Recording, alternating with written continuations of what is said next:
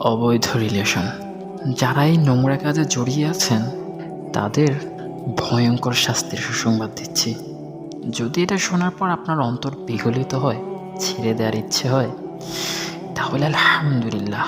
আর যদি বিগলিত না হয় তাহলে আপনার স্থান আপনি নিজেই ঠিক করে নেবেন, সেটা জান্নাতে হোক কিংবা জাহান্নামে। তবে জাহান্নামের শাস্তিটা আপনাকে বলেই যাই, হারাম সম্পর্কের শাস্তি হচ্ছে তাদের উলঙ্গ করে বিশাল একটা আগুনের কড়াইতে পোড়ানো হবে এবং কি কিছুক্ষণ পর পর আগুনের মাত্রা বৃদ্ধি করা হবে। এর মানে শাস্তির মাত্রা বৃদ্ধি পাবে। সেটা কতদিন আল্লাহু আলেম, তিনিই ভালো জানেন।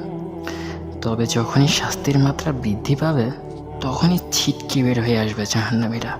তবে কোনো ফল প্রসব হবে না।